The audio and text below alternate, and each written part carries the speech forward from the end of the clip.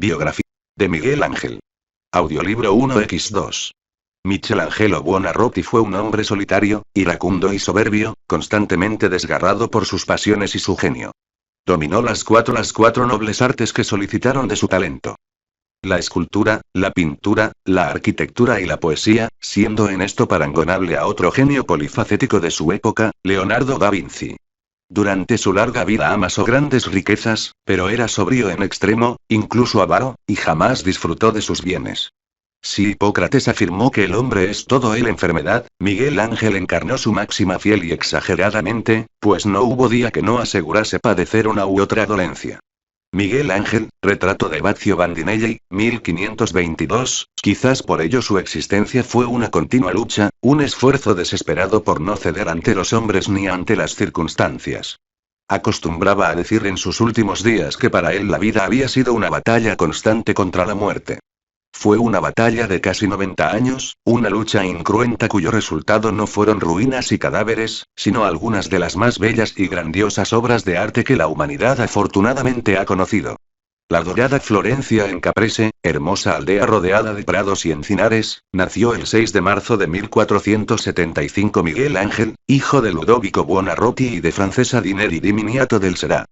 Su padre descendía de artesanos y, quizás por ello, siempre se opuso a la vocación de su hijo. Consideraba que el comercio era mucho más rentable y distinguido que cualquier actividad manual plebeya. Miguel Ángel siempre estuvo agradecido a su nodriza, mujer de un cincelador, pues aseguraba que con su leche había mamado el escoplo y el mazo para hacer las estatuas. Cuando siendo apenas un adolescente el joven Buonarroti se trasladó a Florencia, la ciudad vivía uno de sus momentos más esplendorosos. Lorenzo de Médicis, llamado el Magnífico, reinaba sobre los florentinos impregnándolo todo de belleza y sabiduría. Refinado y abrumadoramente inteligente, Lorenzo era un extraordinario príncipe poeta, considerado un erudito por los helenistas, un guerrero invencible por los soldados y un amante insuperable por los libertinos. En la corte de este dechado de virtudes, rodeado de pensadores de la talla de Pico della Mirandola, Poliziano o Marsilio Ficino, y junto a maestros como Hyperlink https www.biografiasividas.com/biografía/g/ghirlandario.htm Domenico Ghirlandario o Sandro Botticelli, Miguel Ángel dio sus primeros pasos por el rutilante camino de las bellas artes. En el jardín de San Marcos, que Lorenzo había hecho decorar con antiguas estatuas, el joven escultor pudo estudiar a los autores del pasado e imbuirse de su técnica. El lugar se había convertido en una especie de academia al aire libre donde los jóvenes se ejercitaban bajo la dirección de un discípulo de Donatello, el maestro Bertoldo. El talento precoz de Miguel Ángel se reveló al cincelar una cabeza de fauno que suscitó el interés del propio príncipe, siempre en busca de nuevos valores a los que acoger bajo su protección. Inmediatamente, Miguel Ángel ingresó en la reducida y selecta nómina de sus favoritos. Un día, mientras Miguel Ángel admiraba los frescos de Hyperlink https www.biografiasividas.com/biografía/m/masaccio.htm Masaccio en el claustro de la iglesia del Carmine junto a Pietro Torrigiano, amigo y condiscípulo, surgió entre ambos una agria disputa. A Buonarroti le fascinaba la plasticidad de las figuras, que casi poseían relieve. Para Torrigiano, los frescos carecían de brillantez y expresividad. La discusión acabó en reyerta. Los muchachos intercambiaron algunos golpes y Pietro propinó a Miguel Ángel un puñetazo que le fracturó la nariz. El rostro de nuestro héroe quedó marcado por esa pequeña deformidad, que le amargaría en lo sucesivo. Sin embargo, un dolor aún mayor se adueñó de su corazón a raíz de la súbita muerte de Lorenzo el Magnífico, sobrevenida cuando el príncipe acababa de cumplir 43 años. Ni Florencia ni Miguel Ángel volverían a ser como antes. Primeras obras maestras tras la desaparición del Magnífico, Buonarroti dejó la corte y regresó a la casa paterna durante algunos meses. El nuevo señor de la ciudad, Piero de Médicis, tardó en acordarse de él, y cuando lo hizo fue para proponerle una efímera fama mediante un encargo sorprendente. Había nevado en Florencia y quiso que Miguel Ángel modelara en el patio de su palacio una gran estatua de nieve. El blanco monumento fue tan de su agrado que, de un día para otro, el artista se convirtió por voluntad suya en un notorio personaje. Miguel Ángel aceptó los honores en silencio, ocultando el rencor que le producía tal afrenta, y luego decidió marcharse de Florencia antes que seguir soportando a aquel estúpido que en nada se parecía a su predecesor. La Piedad, 1498-1499, además, negros nubarrones se cernían sobre la ciudad. Los ejércitos franceses y españoles luchaban muy cerca de las murallas y, en el interior, un terrible fraile dominico llamado Hiperlink https www.biografiasividas.com/biografía/s/savonarola.htm Girolamo Savonarola agitaba a las masas con su verbo ardiente contra el lujo pagano de los Médicis.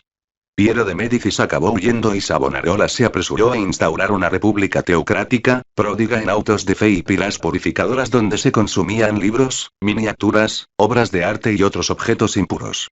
Miguel Ángel nunca olvidó las prédicas de aquel iluminado, ni las llamas que terminaban para siempre con el sueño de una Florencia joven, alegre, culta y confiada. Buonarroti se trasladó por primera vez a Roma en 1496. Allí estudió a fondo el arte clásico y esculpió dos de sus mejores obras juveniles. El delicioso Baco y la conmovedora Piedad, en las que su personalísimo estilo empezaba a manifestarse de manera rotunda e incontrovertible. Luego, de regreso a Florencia, acometió uno de sus proyectos más valientes, aceptando un desafío que ningún creador había osado hasta entonces. Trabajar en un bloque de mármol de casi 5 metros de altura que yacía abandonado desde un siglo antes en la cantera del Duomo florentino. Con abrumadora seguridad, Miguel Ángel hizo surgir de él el monumental David, como si la figura se hallase desde siempre en el interior de la piedra, creando para sus contemporáneos una imagen orgullosa e impresionante del joven héroe, en clara rivalidad con las dulces y adolescentes representaciones anteriores de Donatello y Verrocchio. La Capilla Sixtina. En marzo de 1505 el artista fue requerido de nuevo en Roma por el Papa Julio II. Se trataba de un pontífice de fuerte personalidad, vigoroso y tenaz, que iba a presidir el gran momento artístico e intelectual de la Roma renacentista, en la que destacarían por encima de todos dos artistas sublimes: Miguel Ángel Buonarroti y Rafael Sanzio de Urbino. Julio II encargó a Buonarroti la realización de su monumento funerario. El proyecto original elaborado por Miguel Ángel preveía un vasto conjunto escultórico y arquitectónico con más de 40 estatuas destinadas a enaltecer el triunfo de la Iglesia. Pero algunos consejeros interesados susurraron al oído del Papa que no podía ser de buen agüero construirse un mausoleo en vida, y Julio II arrinconó el proyecto de su monumento funerario para dedicarse a los planos que Bramante había realizado para la nueva Basílica de San Pedro. La creación de Adán, Capilla Sixtina, 1508-1512, Miguel Ángel, despechado, abandonó Roma dispuesto a no regresar nunca más. Sin embargo, en mayo de 1508 aceptó un nuevo cometido del Papa, quien deseaba mitigar su disgusto y compensarle de algún modo confiándole la decoración de la Capilla Sixtina. Miguel Ángel aceptó, aunque estaba seguro de que el inspirador del nuevo encargo no podía ser otro que Bramante, su enemigo y competidor, que ansiaba verle fracasar como fresquista para sustituirle por su favorito, Rafael. Pero Buonarroti no se arregló. Tras mandar construir un portentoso andamio que no tocaba la pared de la Sixtina por ningún punto, despidió con soberbia infinita a los expertos que se habían ofrecido a aconsejarle y comenzó los trabajos completamente solo, ocultándose de todas las miradas y llegando a enfermar del esfuerzo que suponía pintar durante horas recostado en aquellas duras tablas a la luz de un simple candil. Solo Julio II estaba autorizado a contemplar los progresos de Miguel Ángel y, aunque el artista trabajaba con rapidez, el pontífice comenzó a impacientarse, pues sentía cercano el día de su muerte. ¿Cuándo terminaréis?, preguntaba el Papa, y Miguel Ángel respondía: cuando acabe. En cierta ocasión, el Santo Padre amenazó a Buonarroti con tirarle del andamio, y este repuso que estaba dispuesto a abandonar Roma y dejar los frescos inacabados. Las disputas entre ambos menudearon a lo largo de los 4 años que duró la decoración de la bóveda de la capilla, concluida finalmente el día de Todos los Santos de 1512, 4 meses antes del fallecimiento de Julio II. A juicio de Giorgio Vasari, historiador del arte, arquitecto y pintor contemporáneo de Miguel Ángel, los frescos de la Capilla Sixtina eran una obra cumbre de la pintura de todos los tiempos, con la que se desvanecían las tinieblas que durante siglos habían rodeado a los hombres y oscurecido el mundo. Julio II, en su lecho de muerte, se declaró feliz porque Dios le había dado fuerzas para ver terminada la obra de Miguel Ángel, pudiendo así conocer de antemano a través de ella cómo era el reino de los cielos. Buonarroti se había inspirado en la forma real de la bóveda para insertar en ella gigantescas imágenes de los profetas y las sibilas, situando más arriba el desarrollo de la historia del Génesis y dejando la parte inferior para las figuras principales de la salvación de Israel y de los antepasados de Jesucristo. Mediante una inmensa variedad de perspectivas y la adaptación libre de cada personaje a la profundidad de la bóveda, Miguel Ángel consiguió crear uno de los conjuntos más asombrosos de toda la historia del arte, una obra de suprema belleza cuya contemplación sigue siendo hoy una experiencia inigualable. Misterio y poesía. Desaparecido Julio II y finalizada la Capilla Sixtina, Miguel Ángel quiso reemprender los trabajos para el mausoleo del pontífice, pero una serie de modificaciones sobre el proyecto primitivo y de pleitos con los herederos del fallecido impidieron su consecución, lo que contribuyó a mortificar su ya de por sí amargado carácter. De la célebre tumba quedarían tan solo 2 obras, insignificantes comparadas con la grandiosidad del conjunto pero extraordinarias por sí mismas. Los portentosos esclavos que se conservan en el Museo del Louvre y el famoso Moisés, que expresa con su atormentada energía el mismo ideal de majestad que había inspirado las figuras de la Capilla Sixtina. A partir de 1520 trabajaría principalmente en la Capilla Médicis de San Lorenzo, preparando los sepulcros de los hermanos Juliano y Lorenzo de Médicis y de sus descendientes homónimos, Juliano, duque de Nemours, y Lorenzo, duque de Urbino. Es una de sus obras más orgánicas y armoniosas, en la que arquitectura y escultura se funden en un todo excepcionalmente unitario y equilibrado. Las estatuas del día, la noche, la aurora y el crepúsculo están envueltas en un halo de misteriosa hermosura que ya en su tiempo y durante siglos sería objeto de conjeturas e interpretaciones contradictorias. La noche, 1526-1531, Miguel Ángel, halagado por la admiración que suscitaban y a la vez cansado de escuchar hipótesis sobre lo que podían significar, quiso dar voz a sus esculturas y acallar a los parlanchines que tanto disputaban con estos hermosos y delicados versos. Me es grato el sueño y más ser de piedra. Mientras dura el engaño y la vergüenza, no sentir y no verme es gran ventura. Mas tú no me despiertes. Habla bajo. Fue precisamente en esta época cuando Miguel Ángel empezó a prodigarse como poeta. En 1536 emprendió la realización de un grandioso fresco destinado a cubrir la pared del altar de la Capilla Sixtina. El juicio final. Ese mismo año conoció a Vittoria Colonna, marquesa de Pescara. A ella iba a dedicarle sus mejores sonetos, en los que refleja al mismo tiempo su pasión platónica y su admiración por la que sería la única mujer de su vida. Vittoria Colonna representó, para el alma desilusionada y solitaria de Miguel Ángel, un consuelo y un remanso de paz. Se erigió en guía espiritual y moral del artista y dio un nuevo sentido a su vida. Incluso después de la muerte de su amiga, quizás el único ser que supo comprenderle y amarle, Miguel Ángel mantuvo una actitud muy distinta al constante y angustiado batallar que había caracterizado hasta entonces su existencia, con lo que pudo afrontar con un insólito sosiego el paso de la madurez a la ancianidad. Arquitectura precursora en los últimos años de su vida, Buonarroti se reveló como un gran arquitecto. Fue en 1546 cuando el Papa Paulo III le confió la dirección de las obras de San Pedro en sustitución de Antonio da Sangallo el joven. Primero transformó la planta central de Bramante y luego proyectó la magnífica cúpula, que no vería terminada. La cúpula de la Basílica de San Pedro, una de las piezas más perfectas y más felizmente unitarias jamás concebidas, es junto al proyecto de la Plaza del Campidoglio y al Palacio Farnesio la culminación de las ideas constructivas de Miguel Ángel, que en este aspecto se mostró, si cabe, aún más audaz y novedoso que en el ámbito de la pintura o la escultura. En su arquitectura buscaba ante todo el contraste entre luces y sombras, entre macizos y vacíos, logrando lo que los críticos han denominado fluctuación del espacio y anticipándose a las grandes creaciones barrocas que más tarde llevarían a cabo grandes artistas como Bernini o Borromini. Cúpula de la Basílica de San Pedro. A partir de 1560, el polifacético e hipocondríaco genio comenzó a padecer una serie de dolencias y achaques propios de la ancianidad.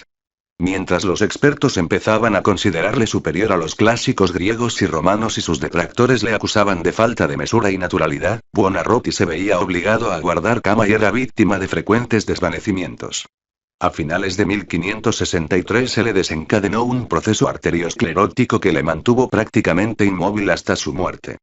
Poco antes, aún tuvo tiempo de reunir, ayudado por su discípulo Luigi Gaeta, cuantos bocetos, maquetas y cartones había diseminados por su taller, con objeto de quemarlos para que nadie supiese jamás cuáles habían sido los postreros sueños artísticos del genio.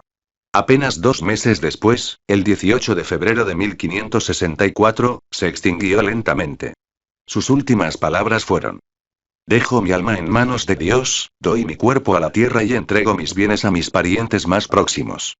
4 hombres le acompañaron en esos instantes. Daniello da Volterra, Tommaso dei Cavalieri y Luigi Gaeta, sus más fieles ayudantes, y su criado Antonio, que fue el único capaz de cerrar sus párpados cuando expiró. Con él moría toda una época y concluía ese portentoso momento histórico que conocemos como Renacimiento italiano. Su epitafio bien podría ser aquel que el mismo Miguel Ángel escribió para su amigo Cecchino dei Brazzi, desaparecido en la flor de la edad. Por siempre de la muerte soy, y vuestro solo una hora he sido. Con deleite traje belleza, mas dejé tal llanto que valiérame más no haber nacido. La escultura de Miguel Ángel ensalzado a la categoría de mito universal y tenido por el más grande creador de todos los tiempos, la personalidad escultórica de Miguel Ángel eclipsa a sus contemporáneos, de tal modo que bastaría con estudiar su obra para comprender la evolución de la escultura del siglo XVI en su totalidad. Con su atención al cuerpo humano y su tendencia a la sublimación de las formas, Miguel Ángel fue el principal promotor de la visión heroica del hombre, fundamento del clasicismo romano y punto de partida de la escultura posterior. La variedad de las pasiones es expresada por medio de los cuerpos en movimiento, los cuales, una vez despojadas sus formas de todo residuo imperfecto, alcanzan una especie de glorificación a través de la fe. Quizá por ello la escultura fue siempre para Miguel Ángel el arte supremo, pues le permitía efectivamente extraer de la materia la idea latente, desprendiéndola, guiado por su intuición, del tosco bloque de mármol. Miguel Ángel contaba 25 años cuando empezó la fase clásica del Renacimiento y 50 cuando terminó, lo cual significa que vivió casi 40 años más en el período siguiente. Las grandes obras del primer cuarto del siglo, como la Primera Piedad, el David o el Moisés, son consecuentes con las concepciones clásicas, aunque su carácter no estuviera muy de acuerdo con ellas. Algunas esculturas del sepulcro de Julio II, las de las tumbas de los Médicis y especialmente las últimas representaciones de la Virgen y Cristo, como la Pietà Rondamini, forman parte de una estética diferente en la que predominan los elementos no clásicos de su talento. Por tanto, de ser uno de los forjadores del clasicismo pasó a convertirse, paradójicamente, en símbolo de la rebelión manierista y en patrón de los movimientos anticlásicos. Miguel Ángel, detalle de un retrato de Domenico Cresti, no hay duda de que su sentido del horror de la existencia, su percepción de la soledad humana y su incapacidad para conciliar alma y materia proporcionan la base de la célebre Terribilità miguelangelesca y son incompatibles con la serenidad renacentista. Se entiende, pues, que su arte sirviese de fermento para nuevas generaciones de escultores encaminados hacia un arte más denso, diverso y subjetivo. Pero era difícil prever que su nombre, su genio y su prestigio personal sirviesen de coartada para otros autores acomodaticios que se erigieron en guardianes de un canon a la vez oficial y artificioso. Los funerales de Miguel Ángel, celebrados en julio de 1564, fueron una de las primeras manifestaciones de la Academia del Dibujo, fundada 3 años antes en Florencia. El viejo maestro, infinitamente fatigado y prácticamente ausente, había formado parte de la dirección durante unos meses junto al duque Cosme de Médicis y artistas como Giorgio Vasari, y Perlin https www.biografiasividas.com/biografía/c/Cellini.htm Benvenuto Cellini, Bartolomeo Amanati y Perlin https www.biografiasividas.com/biografía/b/broncino.htm Agnolo Broncino. La institución adquirió reputación internacional, pero no tardó en convertirse en una corporación de artistas tan celosos de su fama como tediosamente convencionales, algo que el genio indisciplinado y solitario de quien había sido su inspirador no hubiera tolerado. El joven Miguel Ángel Michelangelo Buonarroti entró con 13 años en el taller del pintor Perlin https www.biografiasividas.com/biografía/g/Ghirlandario.htm Domenico Ghirlandario, pero lo abandonó un año después para ingresar en la legendaria escuela de arte que Lorenzo de Médicis inspiraba en el Jardín de San Marcos. Allí pudo estudiar, de la mano de su mentor, el broncista Bertoldo di Giovanni, 1420-1491, la extraordinaria colección del Príncipe, y al parecer esculpió una cabeza de fauno que reveló a Lorenzo el talento del muchacho. Lo cierto es que sus auténticos guías fueron siempre, tal como él mismo declaró, Donatello y la antigüedad clásica. Entre 1490 y 1492 residió con los Médicis en su palacio florentino, frecuentando a ilustres pensadores como Poliziano, Landino y Pico della Mirandola. De ellos aprendió que la misión del artista consistía en armonizar el saber pagano y la teología cristiana, llevando hasta el grado más alto las facultades de la razón y la inspiración. Esta doctrina pronto se expresará en él en su faceta más desgarrada y violenta, convirtiéndole en un genio de carácter saturnino, inquieto y profundo. De esta primera época data un pequeño relieve de mármol conocido como la Virgen de la Escalera, h. 1490, Casa Buonarroti, Florencia, la más temprana escultura conservada del precoz Miguel Ángel. Es una escena característica del Quattrocento ejecutada con la técnica donatelliana del rilievo estiacciato o relieve aplanado, pero en vez de esculpir un busto, como era habitual, Miguel Ángel decidió representar a la Virgen María de cuerpo entero y de perfil, sentada y en primer plano, lo que otorga a la imagen una cierta monumentalidad. La contorsionada figura del niño, que da la espalda al espectador y deja ver un musculoso brazo derecho, es ya un anuncio del rumbo futuro del artista. Poco después realiza el relieve marmóreo de la batalla entre centauros y lapitas, h. 1490, Casa Buonarroti, Florencia, su segunda obra conocida y la primera inacabada. Inspirándose en los modelos antiguos, muestra en un espacio excepcionalmente reducido una lucha entre personajes humanos y centauros descrita en la literatura clásica. Las figuras están completamente desnudas y no hay decorado de fondo, al contrario de lo que era corriente en el siglo anterior. Lo que se ha denominado el non finito, no acabado, miguelangelesco, debido al gran número de obras que dejó inconclusas, algo a medio camino entre una forma de expresión artística y la consecuencia fatal de un encargo urgente, ofrece aquí una primera muestra en la que se puede descubrir la facilidad obsesiva con que el joven escultor parecía buscar sus figuras en el interior de la piedra. Años de peregrinaje en 1494, ante el avance de las tropas francesas, que se disponen a entrar en la ciudad tras la caída de los Médicis, Miguel Ángel se refugia en Venecia. Pasa después por Bolonia y regresa brevemente a Florencia, donde escucha los sermones de Hyperlink https. www.biografiasividas.com/biografía/s/savonarola.htm Girolamo Savonarola. Su destino final es Roma, a donde llegará en junio de 1496. El cardenal Riario le enseña allí su colección de antigüedades y le encarga una estatua del dios del vino en mármol. El resultado fue Baco, Museo del Bargello, Florencia, realizada en 1496-1497. La figura presenta múltiples puntos de vista y reproduce un tema clásico allántica con tal destreza que fue considerada por muchos realmente antigua. Detalle de la Piedad, 1498-1499, la célebre Piedad, 1498-1499, San Pedro, Roma, probablemente la primera obra maestra de Miguel Ángel, fue realizada para el cardenal francés Jean de Villers cuando el artista aún no había cumplido 24 años.